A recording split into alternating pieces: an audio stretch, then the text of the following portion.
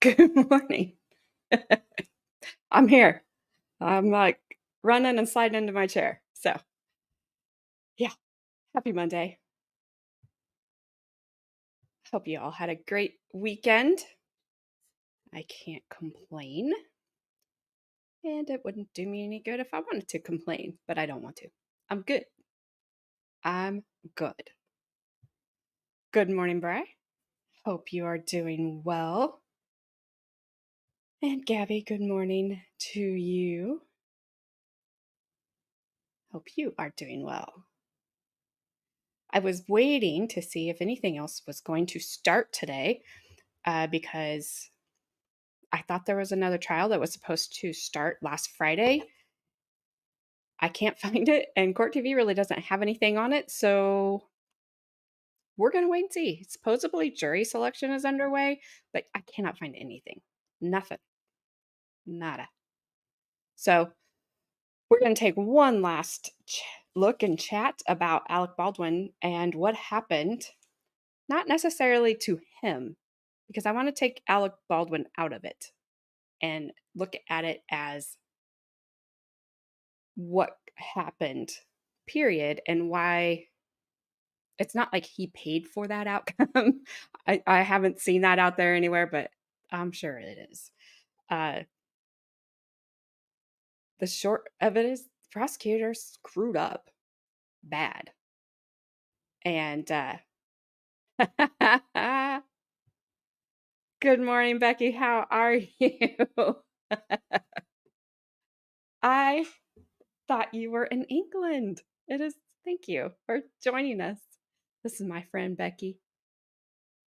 She says I'm her counselor. Got a couple more weeks before I see you again, Becky.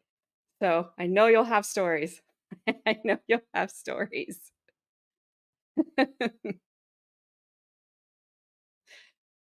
Oh my goodness.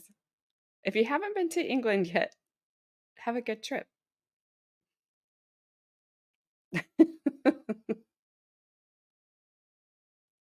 Because I can't wait to hear your stories. I know you always have some. And my hair's a little messy today. Sorry, my bruise looks like super bad today, and I am sorry. Oh, you are in England watching. Awesome. I just need George to pop in, and because he's in England, or he's over there somewhere. I don't know where he is. And I would have two from the UK watching.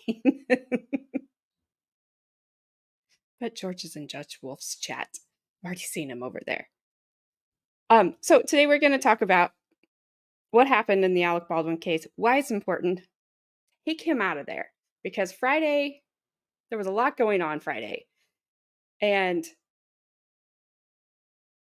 like, I missed a couple things. I've gone back. Well, I tried to.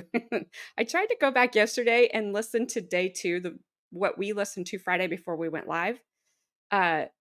While I was mowing, and I almost fell asleep mowing my yard, and I figured I better not do that.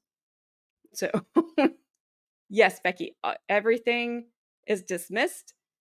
The prosecutors did not disclose all the evidence. In fact, they hid it. And so Alec Baldwin is free. He cannot be retried. It was dismissed with prejudice. That's it. I've heard conflicting things on if Hannah Gutierrez Reed is going to be able to use any of this in favor of her conviction. Some say no, some say yes. I'm sure her attorneys will file a motion, and she is already, I think, in the process of her appeal. So I don't know if it will affect her or not. I think she's kind of where she needs to be. Uh, I think Seth Kinney should have been investigated more than what he was. Because when I went back, what I did listen to before I started falling asleep, um, he had a long time. He had that he was able to get rid of things. And I don't know if he did. I don't know if he didn't. That's the problem. They took a long time before they went and searched the prop house. And he's just, as you youngins say, he's sus. Very, very sus. But I don't know.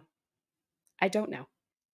So we're going to listen to a couple things that that did happen in the Baldwin trial Friday, because like I said, I missed a couple things because there was a lot going on.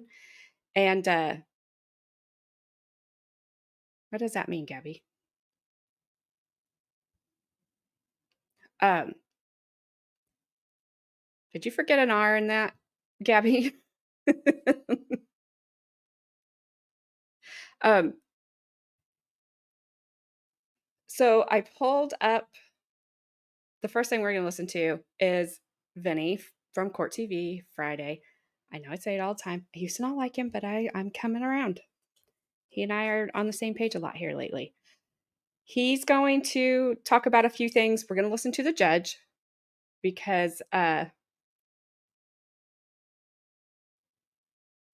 I listened to her again, sorry, and I got sidetracked by Gabby, so I started talking about the testimony, and I apologize.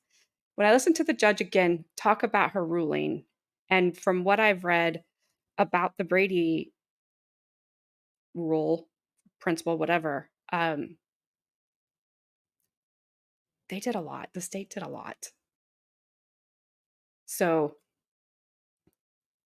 when I went back and re-listened to Miss CST, remember, don't call her a CSI. Good Lord. CST Popple's testimony, it is very different listening to it now after watching what happened Friday. You can hear her not wanting to answer, and her I don't recall. It's different. It hits different because now we know she knew.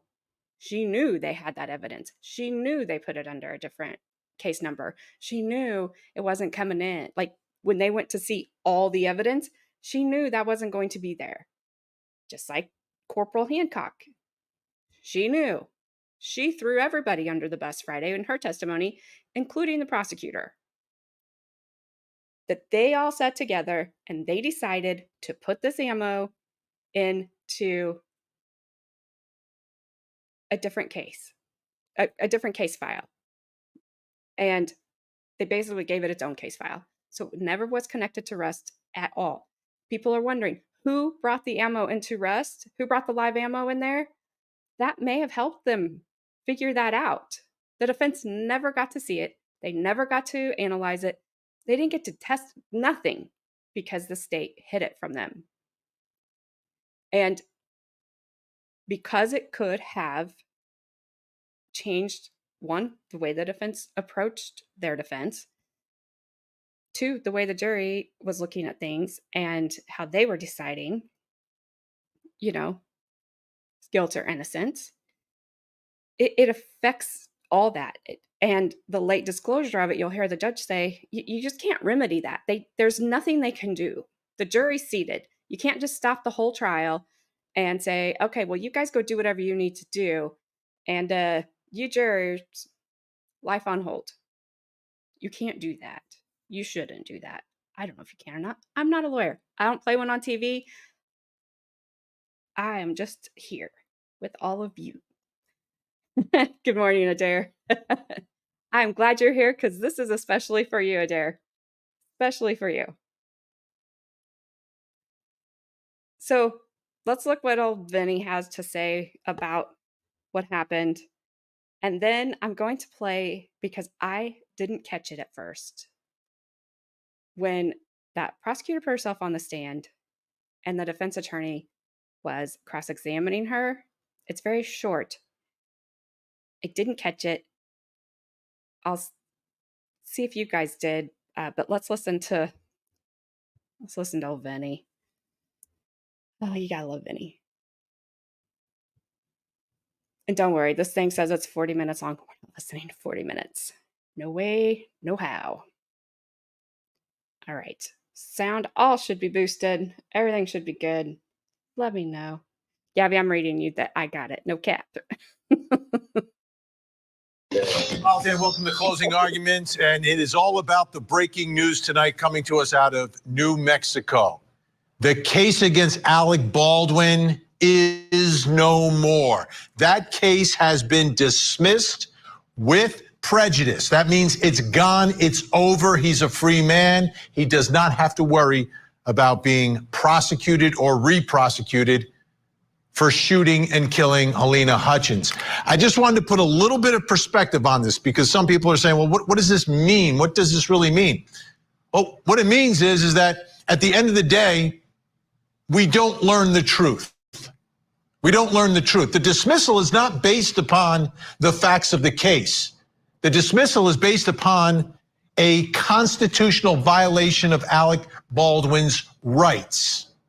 It's the way the prosecution and their investigators handled evidence and did not disclose to the defense. It's called a Brady violation. When you're a former prosecutor like me, you hear those words, your eyes kind of go like this, like, what, a Brady violation? What are we talking about here? We're talking about information that the prosecution and investigators had that was not turned over to the defense. Information that the defense believes arguably could be a reason for a jury to find the defendant not guilty. This is the... So with everything that he just said there, take Alec Baldwin out of it, take how you feel about Alec Baldwin out of it. This Brady violation, that's when this trial, in my opinion, stopped being about Halyna Hutchins. It stopped being about Alec Baldwin and did he know, did he not know? It started being about his rights, and they were violated, and we cannot and should not do that to a defendant ever, no matter what we think, no matter how we feel. Never should we ever allow that to happen. So take him out of it and just put your everyday person into that situation of everything that Vinny just said. Because if that happened, the mistrial wasn't declared because it was Alec Baldwin. The mistrial should have been declared no matter who was sitting in that defendant's chair. That's what I'm trying to get you to see, is that we can't turn a blind eye to that sort of a thing. Now, Brady violations don't always end in this way. This is very rare. But so that's what I want you guys to do, is just view this without anything to do with rest. Just view it as a general trial. View it as every other trial we've watched. And if this happened there, put those people there. And, let's see, I guess I'm just trying to get you to change your thinking, because everybody was very upset Friday. What about Halyna? What about this? What about that? I got it. I don't disagree. But you can't overlook this. You just can't.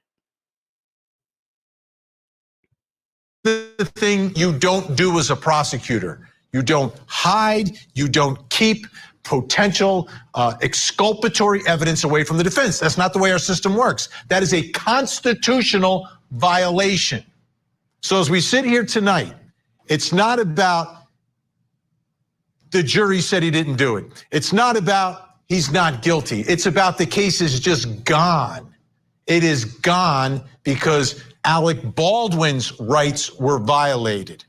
And when that happens, it's the only way our system can work. Our system has to be honest. I tell you all the time, prosecutors have to present a clean case. They have one obligation, and that is to the truth. Even if that information that you have doesn't help you, you are obligated to give it to the defense. That's the only way it can work. The only way.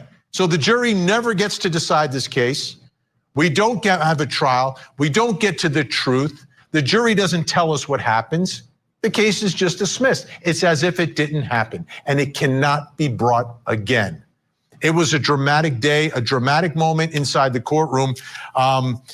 It was a little bizarre too what happened today. So we're going to get into all of it this hour. But for those of you just joining us and just realizing what is happening here, and you're like, what? The case is over against Alec Baldwin? Let me show you exactly what happened. He's so dramatic. What happened? So, Adare, again, you got to take the trial out of it.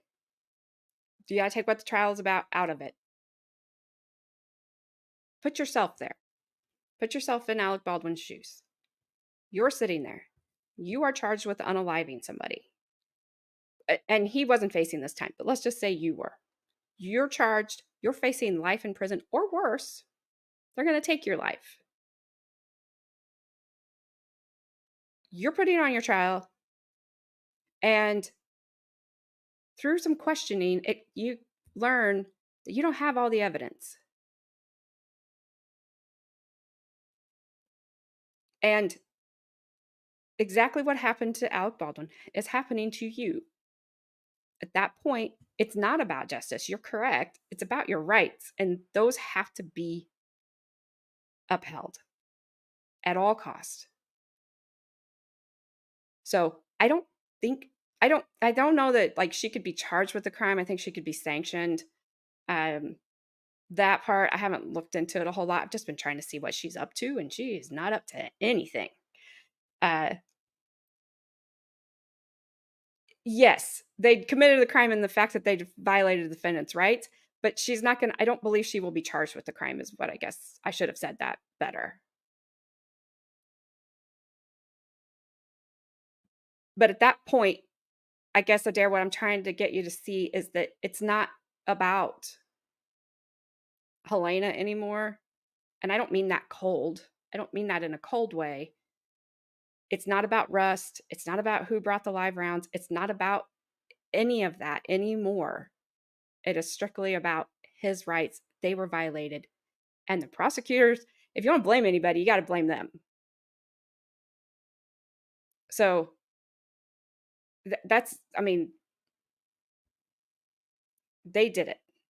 The sheriff's department did it. Corporal Hancock did it. I don't know if a CST Popple did it or not, because she was pretty good about not recalling a lot of things. So if you listen to what the judge is saying, I have re-listened to this a few times, and there was no way for her to not dismiss this. So dismissal with prejudice is a very extreme sanction. And case law is very clear that because it's very extreme, I have to go through every single element, and I have to make a very good record as to why I'm seeing what I'm seeing. So in order to establish a Brady violation, the defendant must show that the prosecution suppressed evidence, the evidence was favorable to the accused, and the evidence was material to the defense. So let's go through the elements. Suppression of evidence. The definition of suppression of elements, this is Case versus Hatch, is while the first element requires proof that the prosecution suppressed or withheld the evidence in question, it does not require a finding of bad faith or any other culpable state of mind on the part of the prosecutor. This prong is satisfied. The Santa Fe County Sheriff's Office and the prosecution failed to disclose the supplemental report to defense and provide defense an opportunity to inspect the rounds collected into evidence that Mr. Teske gave. Is the evidence favorable to the accused? The second Brady element is whether the suppressed evidence was favorable to the accused, either as impeachment or exculpatory evidence. This prong is satisfied. The suppressed evidence is favorable to the accused. It is impeachment evidence, has even been offered in this trial as impeachment evidence, and is potentially exculpatory to the defense. Critically, the exculpatory value cannot be analyzed at such a late juncture because of the non-disclosure. Is the evidence material? While post-trial discovery of evidence under Brady requires a reasonable probability that the result of the proceeding would have been different, discovery of evidence during trial requires an evaluation of whether the late tender has impeded the effective use of evidence in such a way that it impacts the fundamental fairness of the proceedings, and that is State versus Huerta Castro. This evidence is material. The late discovery of this evidence during trial has impeded the effective use of evidence in such a way that it has impacted the fundamental fairness of the proceedings. The defense is not in a position to test the state's theory as to the source of the live rounds that killed Ms. Hutchins.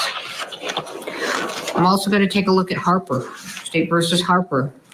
The assessment of sanctions depends upon the extent of the government's culpability, weighed against the amount of prejudice to the state, quoting Chenard. Let's go through culpability. Our case law generally provides that the refusal to comply with a district court's discovery order only rises to the level of exclusion or dismissal where the state's conduct is especially culpable, such as where evidence is unilaterally withheld by the state in bad faith, or all access to the evidence is precluded by state intransience. The state is highly culpable for its failure to provide this discovery to the defendant. The state unilaterally withheld a supplemental report. Santa Fe County Sheriff's Officer made the decision, and apparently also with the prosecutor, as pursuant to Hancock's testimony, that the evidence was of no evidentiary value and failed to connect the evidence to the instant case. The case agent, as well as pursuant to Hancock's testimony, Ms. Morrissey, was aware of the new evidence and yet did not make an effort to disclose it to defense. The state's willful withholding of this information was intentional and deliberate. If this conduct does not rise to the level of bad faith, it certainly comes so near to bad faith as to show signs of scorching. Prejudice. When discovery has been produced late, prejudice does not accrue unless the evidence is material and the disclosure is so late that it undermines the defendant's preparation for trial. The court concludes that this conduct is highly prejudicial to the defendant. The jury has been sworn, jeopardy has attached, and this disclosure during the course of trial is so late that it undermines the defendant's preparation for trial. There is no way for the court to right this wrong. Lesser sanctions under Harper. Trial courts possess broad discretionary authority to decide what sanction to impose when a discovery order is violated, State versus Lemire. The sanction of dismissal is the only warranted remedy. The jury has been sworn, jeopardy has attached, and a mistrial would not be based upon manifest necessity. Further, the sanction of dismissal is warranted in this case. The state has repeatedly made representations to defense and to the court that they were compliant with all their discovery obligations. Despite their repeated representations, they have continued to fail to disclose critical evidence to the defendant. Brady and Harper are satisfied. Dismissal with prejudice is warranted. Court also has power, inherent power. Per State versus Lemire, where discovery violations inject needless delay into the proceedings, courts may impose meaningful sanctions to effectuate their inherent power and promote efficient judicial administration. The state's discovery violation has injected a needless, incurable delay into the instant jury trial. Dismissal with prejudice is warranted to ensure the integrity of the judicial system and the efficient administration of justice. your motion to dismiss with prejudice is granted. Wow. Wow. Rarely happens. How we felt You too. know something is wrong when that happens. And on the one hand, yeah, it's dismissed, but don't say out loud at any point that he got off on a technicality, because it's a constitutional violation. Our Constitution is not a technicality. It is the supreme law of the land. And that's what happened in this case. So this is. All right, that's all I got from Vinny. Adare, I don't know if you, the wheels of justice can turn very slowly. It's too soon, I would say, to know if they're going to file any sanctions against the prosecutors or anything like that. I would say it's just too soon for that. Yeah, I've looked, I haven't heard of anything. Yeah, I guess that would be interesting. I agree with you to a point on that you get as much justice as you can afford, Adare. I agree with you to a point, because we have seen some good public defenders. And so, yes, he can afford a good defense team. I'm not going to hold it against him. I don't hold that against anybody. It's just it's not his fault. He can afford a good defense team. So I won't hold that against anybody. There are good public defenders out there, and I do agree with you to a certain level. Yes, good old Vinny. He's so dramatic. He makes me laugh. It's better. He used to get on my nerves. So that's better than where he was. All right, let me go here. Got to go back over here. And I was thinking in all my haste, I was like, did I put this back to where it needs to go? I don't know if I did. So I did. I did. So we're not going to watch very much of this. I just want to show you what I missed on Friday and see if you guys missed it too. It's when the Mr. Spyro, what the heck, starts his cross-examination of the prosecutor who was dumb enough to put herself on the stand. And I didn't catch this Friday.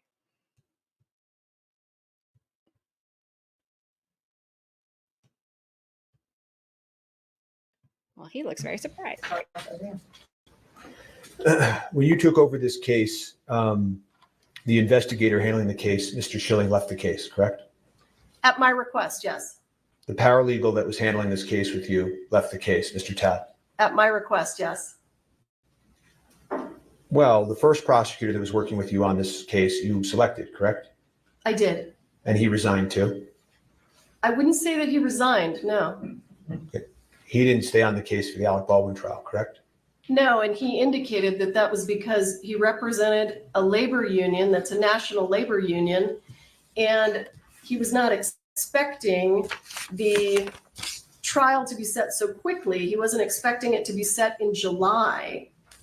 So when he realized that the trial was going to be set in July, he was going to be in collective bargaining agreements for his national labor union, and he wasn't going to be able to have enough time.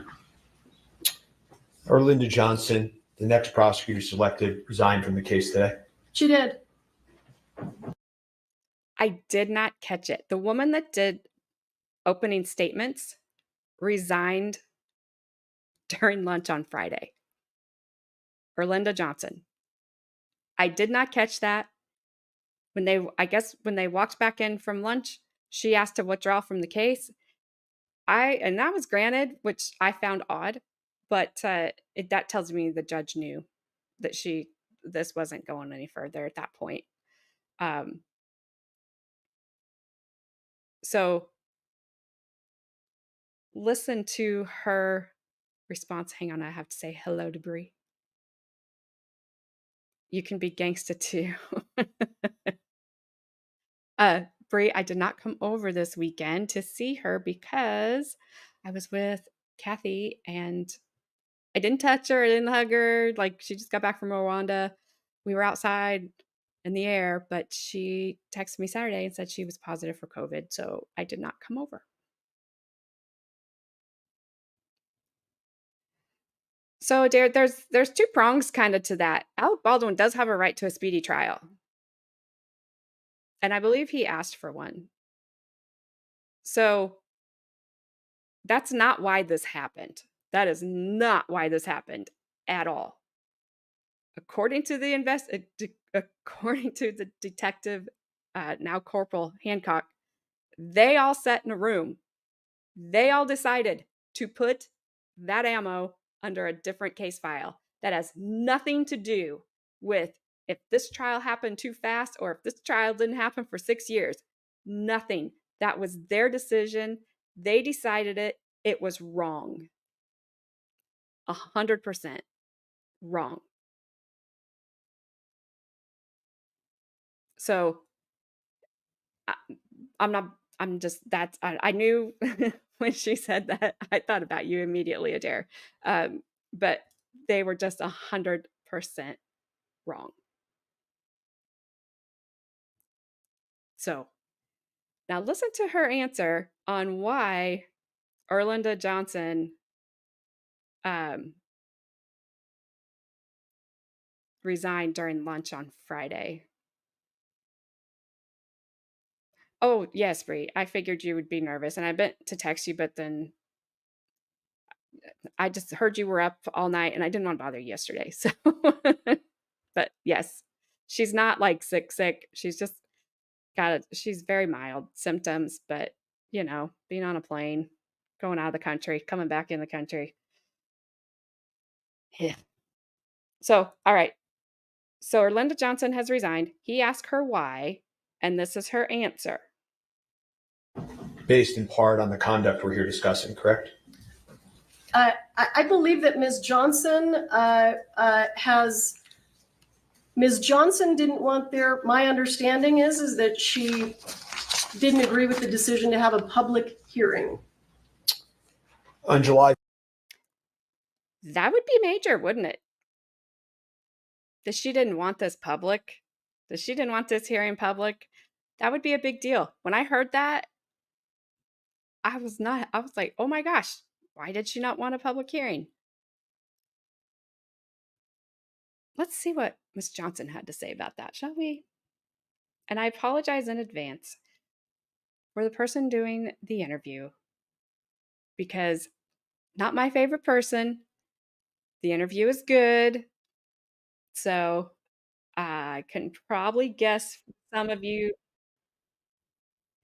Oops. I hate when YouTube. Stop it. Behave. Oh, I hate to even put this guy on, but it is what it is. It is what it is. Gosh, stop talking.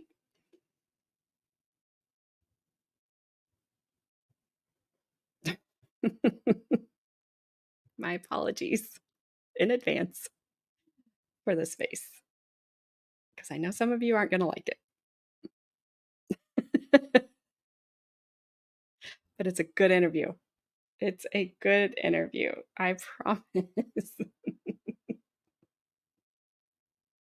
Yay, Monday. Yay, something. I don't know what yet. Oh, Lord. Help me. All righty. Here you go. So, want to hear how crazy this got? One of the lead prosecutors, not the one who took the stand, Morrissey, the one who gave the opening statement, quit today. Why? Guess what? This almost never happens. This prosecutor wants to be heard enough that she's coming on TV right after this happened.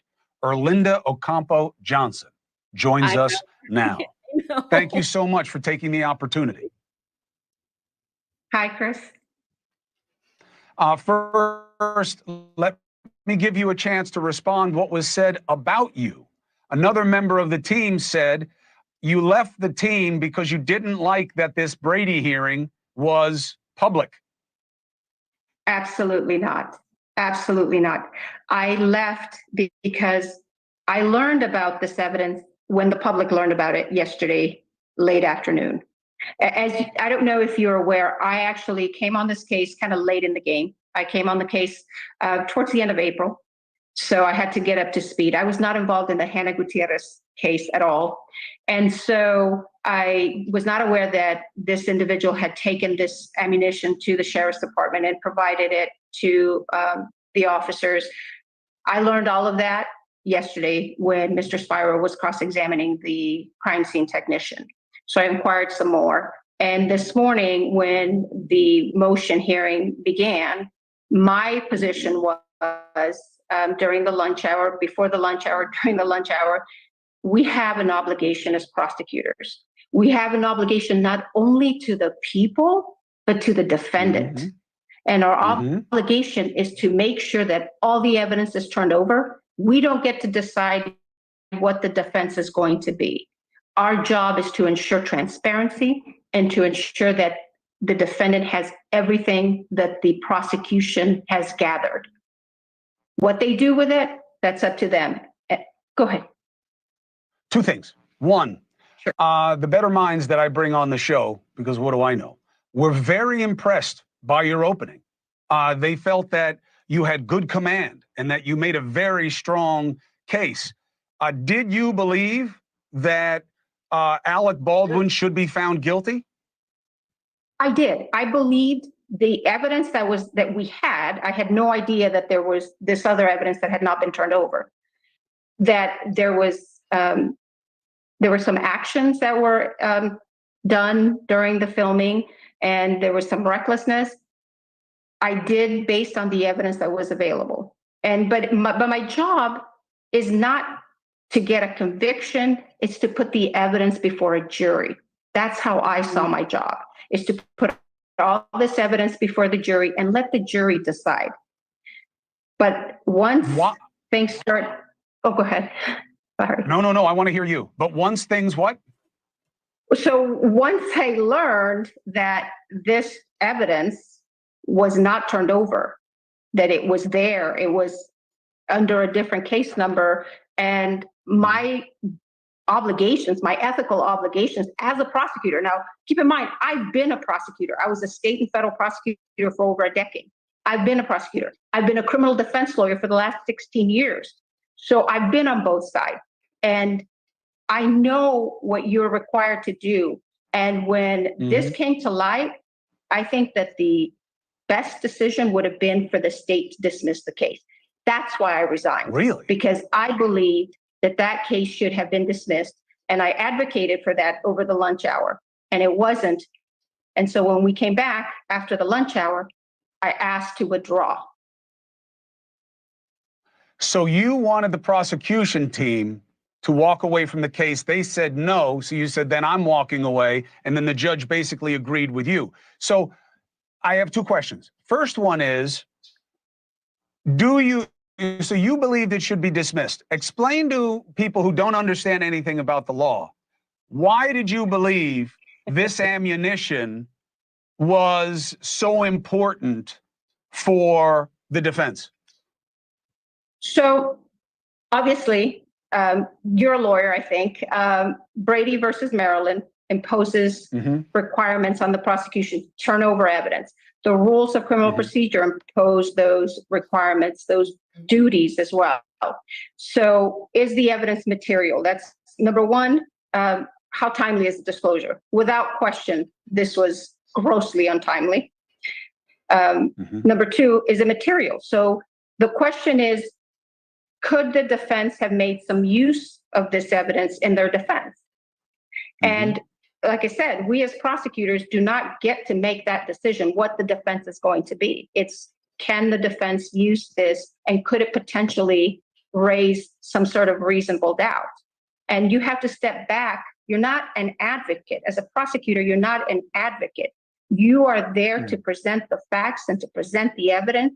And your job is and that's why I took this case on. I agreed to come on board is because there was a woman who was killed, no question about it. This was tragic, and something happened, and a jury needed to make that decision. And so I believe in the system, and unfortunately, something went horribly wrong here, and I was not aware of it. And when I did become aware of it, my ethical obligations dictated that I advocate for a dismissal. Just so I don't get copyright strike, real quick. Adare, I would agree with you, except for the fact I think she's telling the truth. I don't think she knew. Going back and re-listening really to day 2 and the testimony that was going on when you could kind of tell when it was starting to come to light. The Carrie Morrissey, and her actions, now knowing what we know, now you look at them different, and you could just tell she was panicking. She was in panic mode. So I don't think she knew, because I don't think she would have walked in and asked to withdraw like that. So I believe her. I believe her. I can't tell you any different. Yeah. And then that lady lied. You're right, Gab. Like, that's what blew my mind. I'm like, so we can't believe her on anything, because she said this, and then it was immediately, she's like, that's not what happened at all. Her story makes more sense than the fact that she just didn't want a public hearing. That doesn't make any sense to me. And that's what, Gabby, that's actually what my husband said to me. He's like, so she perjured herself? I'm like, yeah, but that's not probably going to happen. There's probably not going to be any of those charges. And I agree with you, Bri. I do think they had a slim chance of asking for a dismissal and being able to retry it. But that prosecutor, Morrissey, I think she just had. Sometimes I watch prosecutors and I think they're so prideful and they just don't want to lose, that they will win at all costs, and they don't care. This woman does not strike me as that kind of a woman. And I'll tell you, the prosecutor Morrissey did not either. And when I saw her as a defense attorney, she didn't strike me as somebody that was going to pull this kind of crap. So I'd say she's done. Maybe. You never know. Somebody will take her. So let's talk about what went wrong, okay? And you guys at home can Google Brady versus Maryland. It's a 1963 case that basically just goes to things that either could be exculpatory, meaning it's evidence that the defense could use to show it wasn't them, or what they call impeachment, which is evidence that the defense could use to show that one of the witnesses for the prosecution is full of it. Okay, basically that's what Brady was. They call it Brady material. Your co-counsel says you have it wrong.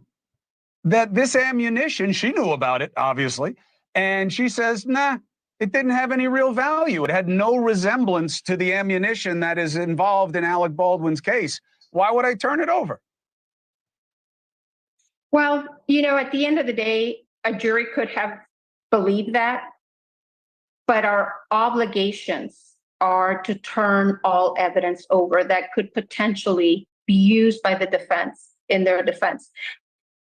It's not for us to decide what is the defense going to be. It's not for us to say, well, his defense was he didn't pull the trigger. So his defense is not. I got you. But here's the tough question. The suggestion, not from you, from me, is that this may have been in bad faith. Your co-counsel knew about this. She was willing to get on the stand, take the oath, and say, I didn't see any value here. Defense counsel and you echo the same standard. You don't get to decide whether or not it has value. She says, yes, I do. Otherwise, how do I know what to turn over? And I thought this didn't meet the standard. What is the standard, and why do you believe co-counsel got it wrong? Well, this is a lot to process. Obviously, I learned about this yesterday evening. But just in looking at, so the first time I look at this evidence was this morning because it was brought over to court. I think as you saw, the judge had them open the envelope. And so there were 3 rounds that looked very similar to the live rounds that were found on the set of Rust.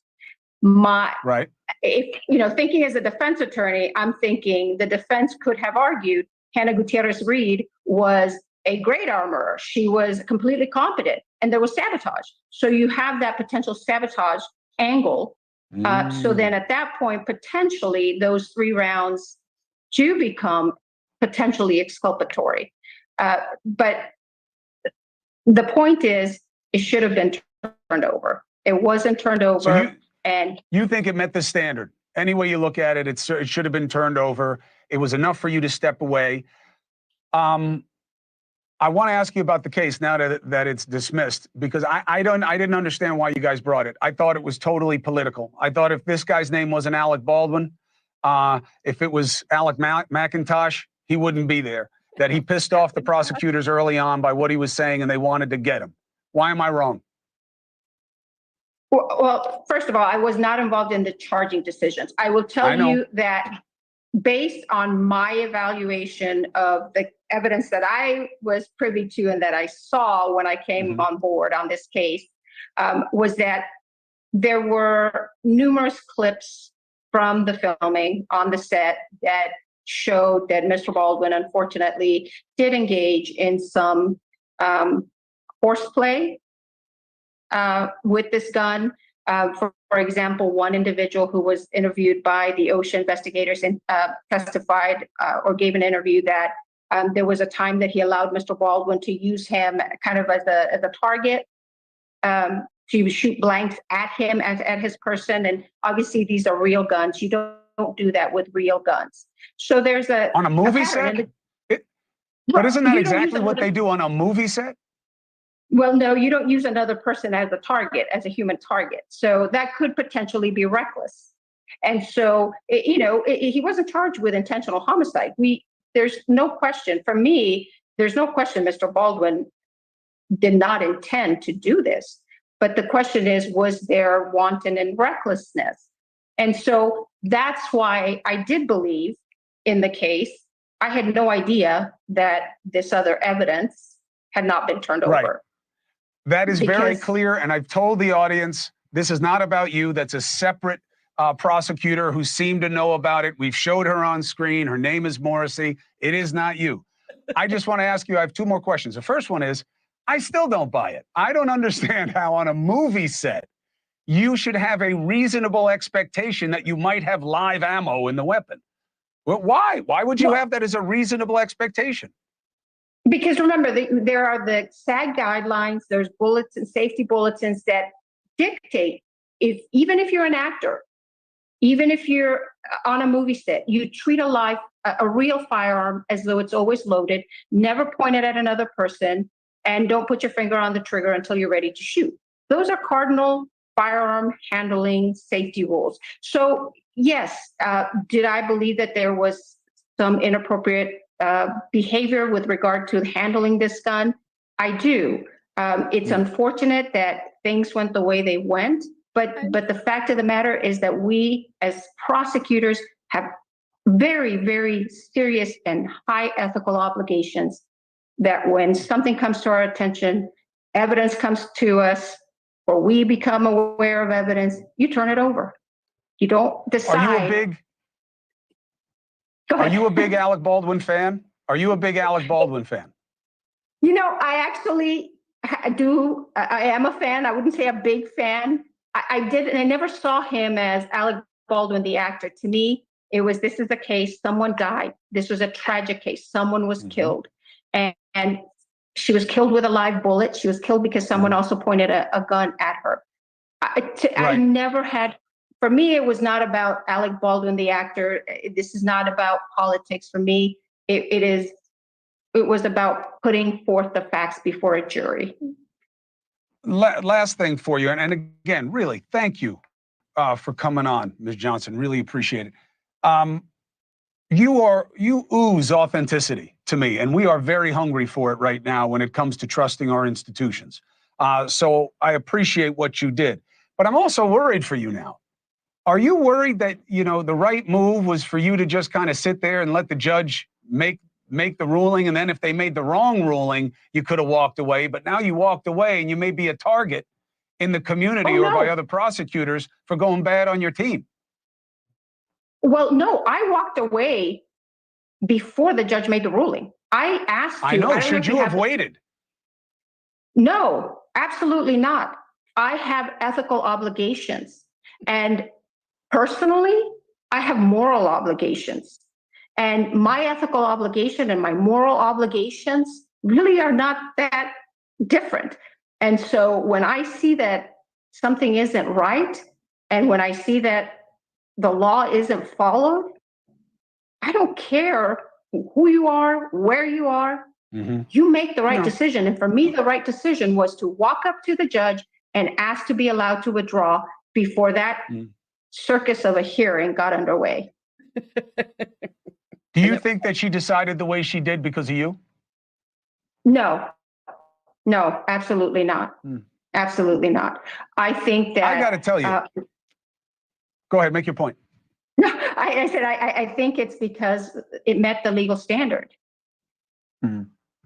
I got to tell you, Erlinda Ocampo Johnson, this is a very refreshing conversation. It has nothing to do with the outcome of the case.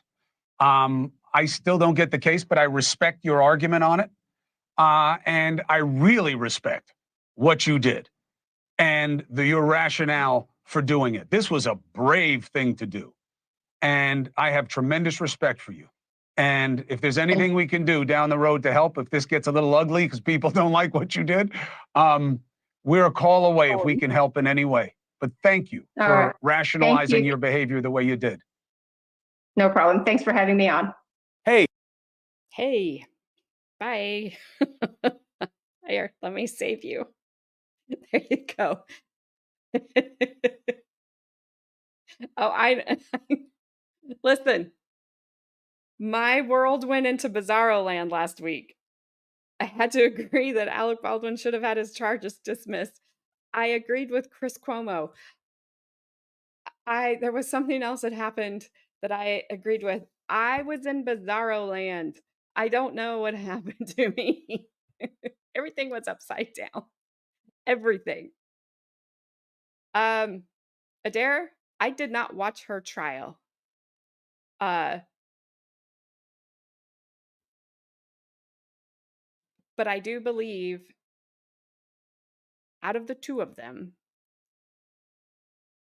she just probably needed to do some time. I think she brought the live rounds on the set. I don't know if she was like sabotaged by Seth Kenney. Seth Kenney is getting away with a lot of stuff, in my opinion. Not saying I am trying to be very careful. There's rumors around that they didn't like her. There's rumors around that they wanted to sabotage her, but they did not anticipate anybody getting hurt. So between Seth Kenney and what he had in his possession or not in his possession any longer, and then what was given to her, I believe she introduced the live rounds. I believe she should have.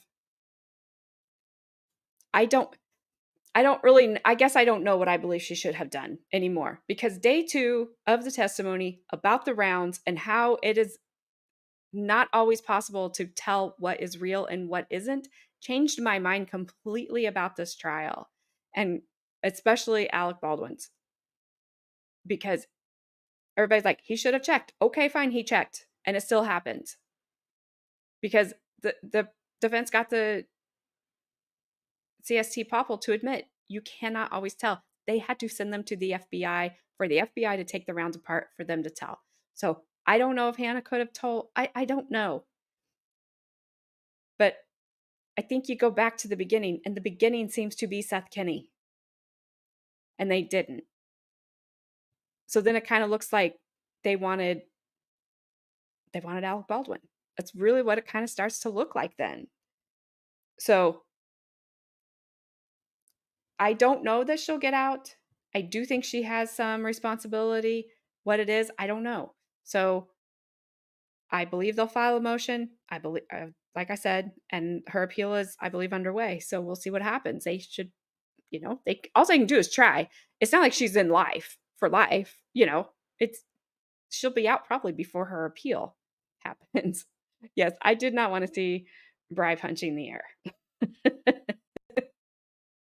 It would be hilarious, but uh, I saved you. I'm sorry. I am sorry for that. I won't.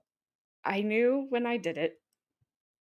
I knew when I saw it, but I generally just even kind of just normally scroll by him. Uh, but I didn't because I saw Erlinda Johnson and I wanted to see honestly, I want to see what she had to say. Because because I had heard that she didn't want the public hearing. So I wanted to see if she said anything about that. Obviously, she did. I believe her. If I had both those prosecutors standing in front of me, she went. So I have one more thing to show. This is a minute long. This is thank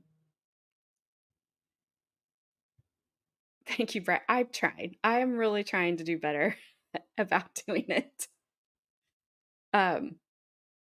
It's hard sometimes, but I'm trying. This is a minute long. It is the let me get to where it is. The prosecutor, Morrissey, coming out and giving her reaction. Actually, it's not even a minute. To the ruling by the judge. She is surrounded by people. I would have went crazy. I wouldn't have liked it. My claustrophobia would have set in like super fast. But even here, she is not letting go. She just can't let it go. It doesn't look good on her. And she just,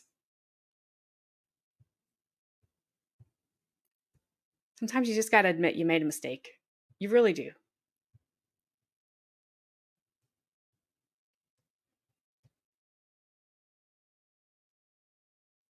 Man, I keep bad pausing people. Your motion to dismiss with prejudice is granted. I understand that the court disagrees with me, and I respect the court's decision. There is absolutely no evidence that any of that ammunition is related to the incident involving Ms. Hutchins. So the judge is wrong? No, I said that I respect the court's decision. I think that people can disagree. I'm disappointed because I believe that the importance of the evidence was misconstrued by the defense attorneys. You still believe Mr. Baldwin was guilty? That has never been a decision for me. That has always been a decision for the jury. Did you let the Hutchins family down? No, we didn't. We did everything humanly possible to bring justice to Helena and to her family, and we're proud of the work that we did. Again, we disagree with the court's decision, but we have to respect it. So where do you go? Back to our top story tonight. Sorry. Yep. I agree. She did put herself in that position to not admit one iota of culpability. But man, sometimes you just gotta say, I did it. I screwed up. I screwed up. He looks like a teddy bear, a sad teddy bear. I have never thought of Alec Baldwin looking like a teddy bear. Ugh. I mean, when Spyro asked her if she liked Alec Baldwin and she was like, yes, I love his politics and I love all this, did not come off as genuine at all, at least to me. I don't think anybody in that courtroom was buying it at all. And when he said, I haven't been on long enough to say what he said, but when he said, "Didn't you call him?" Starts with a C and ends in sucker, and Alec Baldwin's head whipped up like, "What?" And then she says, "I don't recall." And then when, he went on to say, "Well, didn't you say this?" And I think that word started with a P and ended with a K. And it has a man's first name in the middle of it. Um, all her answers were, "I don't recall." So my question then is, do you use those two words so much when you are talking about people that you are charging that you don't remember who you've said them about? Because I don't use those words. I don't think I use those words at all. So if I said them about somebody, I would probably remember that I said them. So her losing her memory about words that she said, but remembering pretty much everything else when she was testifying, let's use that term loosely. Yeah, she just didn't come off genuine there. Not at all. Not at all. Again, I don't know what's going to happen to her. Um, we don't have to watch this one if you don't want. It's just another defense attorney in LA saying what happened. It was a good interview, but it's probably pretty repetitive at this point. Um,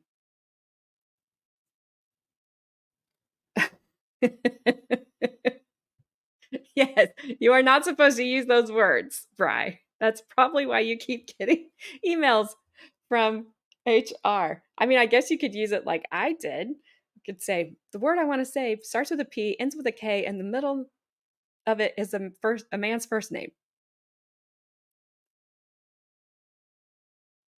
You could say that.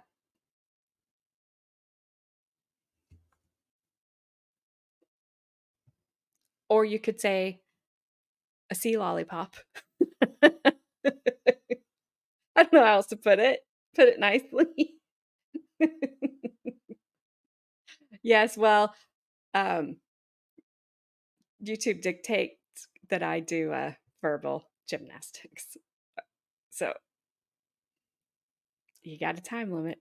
Then you don't have to. But for me, I it's very weird. I cannot cross that line. I don't know. Sometimes I have because I've been mad, but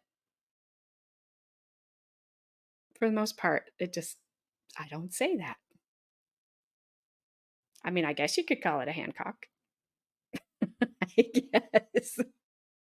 I looked because I wanted to see if anything happened to Corporal Hancock afterwards because she threw Morrissey under the bus, got in the bus, drove over Morrissey, backed it up, and drove over her again in her testimony when she named all of them. When she was like, "Oh no, she was there." When the judge was like, "Was Miss Morrissey there?" "Yeah, she was there. She was there." How does she? How? How does she come back from that at that point for them to say that she was yeah, she threw them all under the bus. So I would say if we saw Miss Morrissey again, we will not see Miss Hancock. Uh right. Well, I don't blame you. Gabby. It's only Monday. It can't go off the rails this early in the week. It cannot.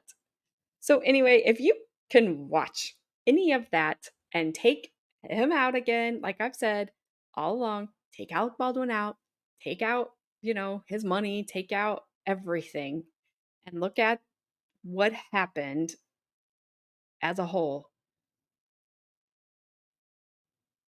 it's still right. It's what the end result is right. The beginning is wrong.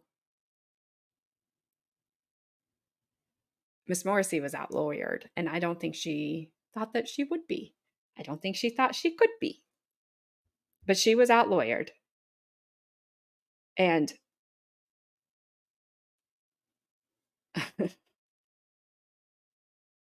I'm not putting that up, right? They were good. That attorney, I don't know when they figured that I have not like pinpointed where I think he figured it out. You can kind of see where she thinks he's figured it out because the objections are coming fast and furious and she's getting kind of whiny, and there's approach after approach after approach. So we didn't get to hear that. So I don't know when Spyro said, or if it was the other attorney. I can't think of what was his name? Nickus? I think that's his name, if I'm saying that right. When they said they were filing that motion, because I watched the end of day 2 when Corporal Hancock was on the stand. They never cross-examined her that day. And then the next day was when the motion to dismiss with prejudice. That's what we saw Friday on the arguments. So I don't know when the defense gave notice to the court of this is what's happening, because I never did see it. I thought it was going to be during Hancock's testimony, but I think it was coming out during Popple's testimony.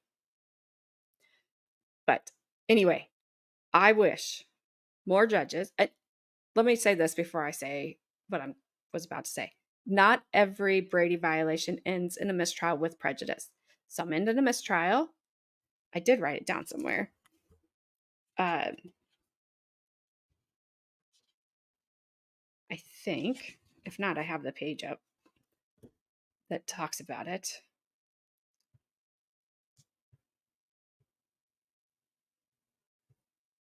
So you can, like in Hannah Gutierrez's case, if they,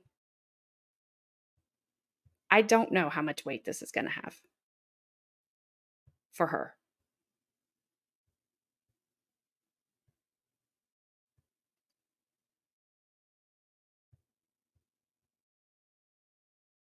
So, scooch you over. This is some of, so it could lead to a reversal of a conviction, a dismissal of the charges, which is what we saw, a mistrial, and a possible charges of prosecutor misconduct. So let's see. I'll see what happens. Clicking on screen is, don't do it.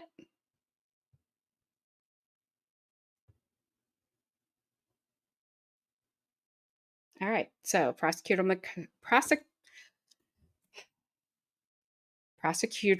I'm not trying to say that word anymore. Misconduct refers to the unethical or illegal tactics by prosecutors in a criminal case. We saw those. I don't know if they're going to be unethical or illegal. I don't know. So we saw what they did. So it says they can be disciplined. They can be disciplined. What's their discipline?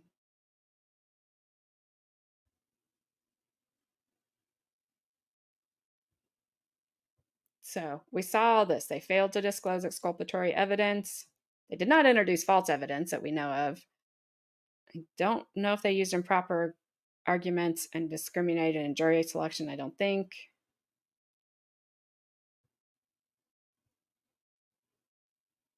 Well, I don't see what happens to them.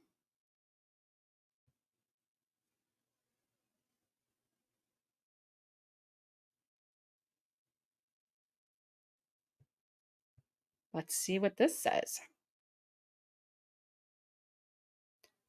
A prosecutor can be sued in a civil case for malicious prosecution. If found guilty, the prosecutor would have to reimburse the man for his legal fees and financial losses to his business, which obviously that goes to a case they're talking about up there. The person can report the prosecutor's misconduct to the state bar. Depending on the case, the prosecutor may lose his or her law license. I don't know that I see that happening here. I really don't. I think I see her probably just moving on somewhere else, which is sad, you know.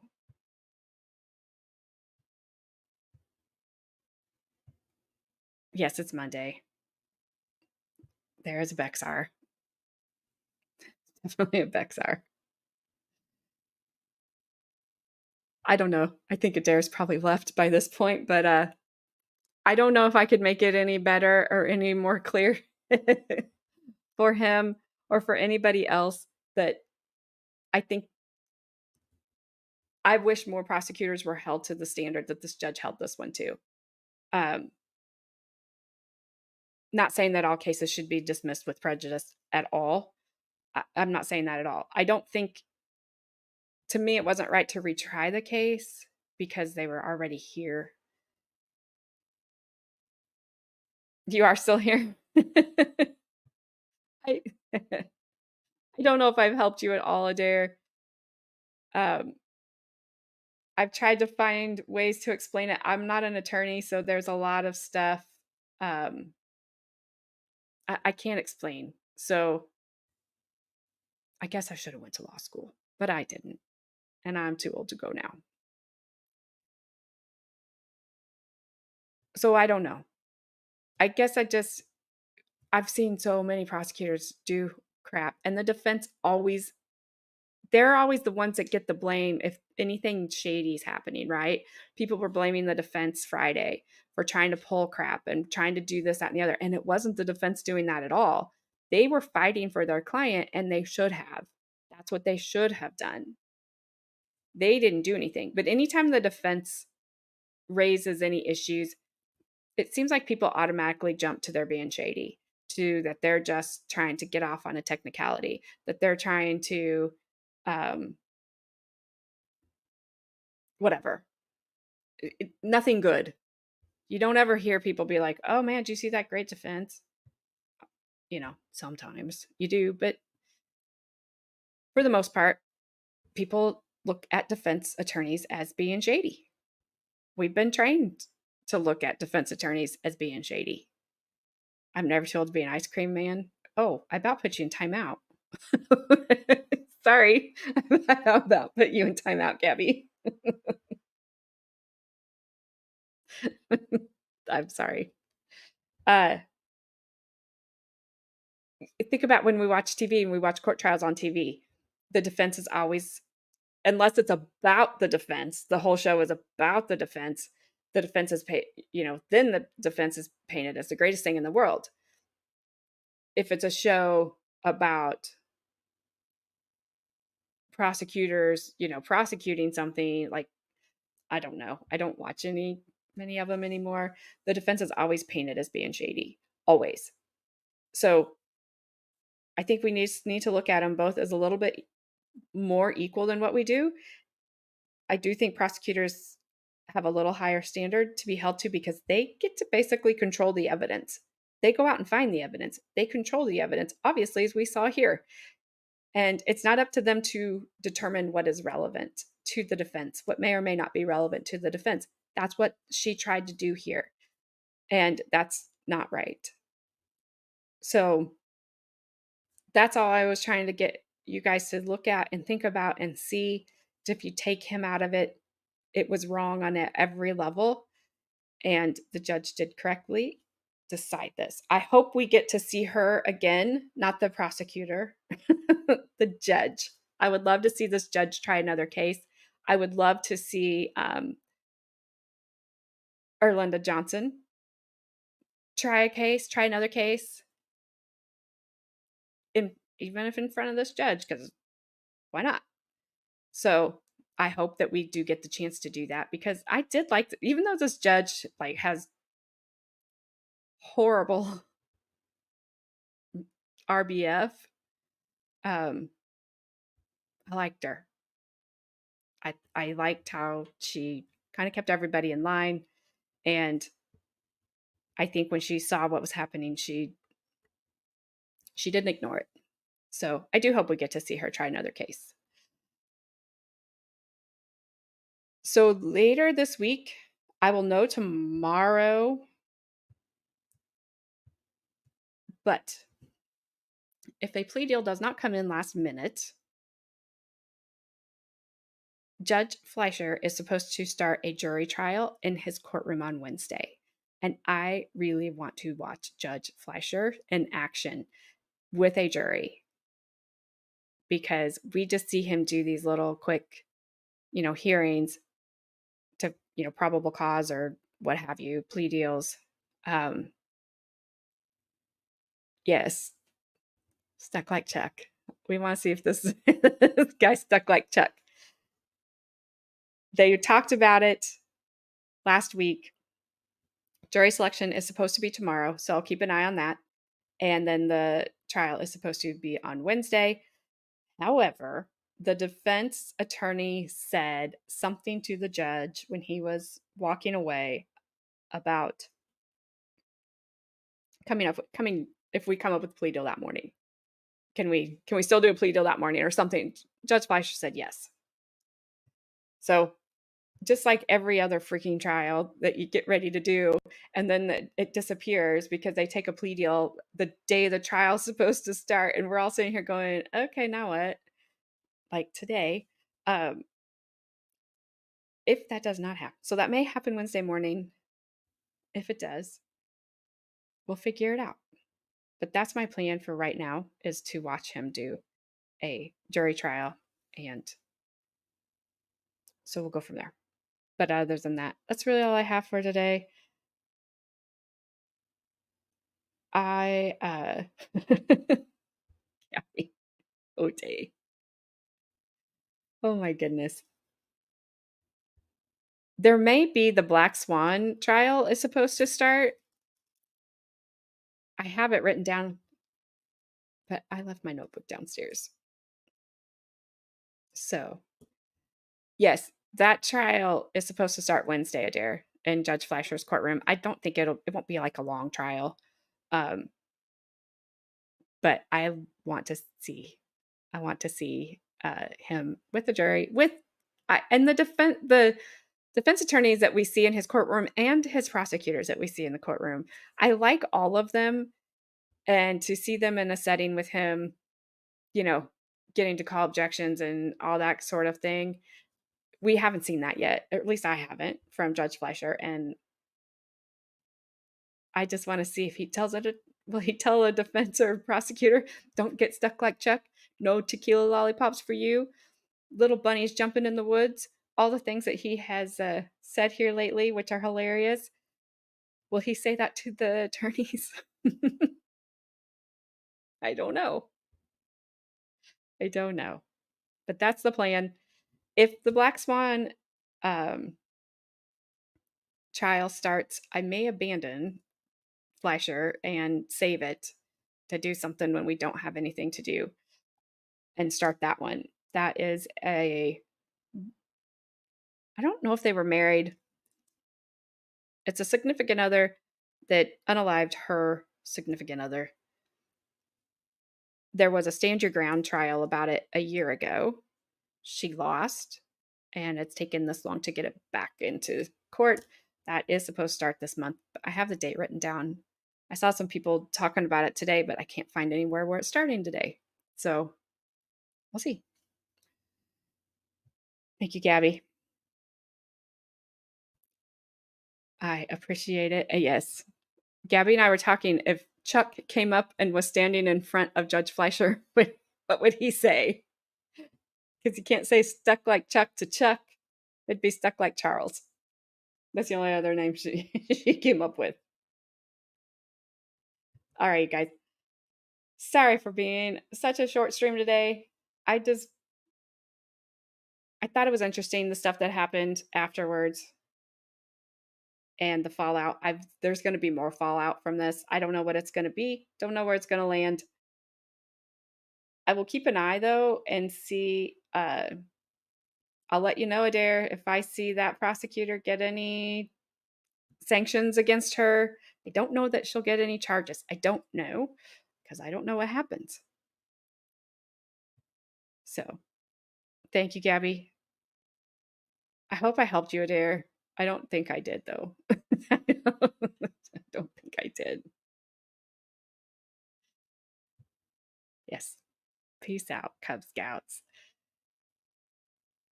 I have to remember that no cab. I have to remember that. You've told me that before, Gabby. I probably won't remember it. So, all right, you guys, go enjoy the rest of your day. Whatever you're going to do, it's Monday. So, it's Monday. Whatever your plan is. You cannot buy Gabby. We cannot buy Gabby. You have to talk to George about his $4 strippers. He's in Judge Wolf's courtroom. I'm telling on you, George. All right, guys. I will see you guys on Wednesday, 10:30 a.m. Eastern Time is the plan. If something changes, I will throw up a link and be there. Sorry. I am not going to go ask Judge Wolf about $4 hookers, but I'll spy on you in there, Gabby. Just like I was spying on George. He was the only one in there. He was like, good morning, everyone. And to myself. I almost said good morning to him, but I didn't want him to think I was like stalking him because I wasn't. Stalking. Whatever. All right, for reals, I'm out. See you guys all Wednesday morning. Enjoy the rest of your Monday.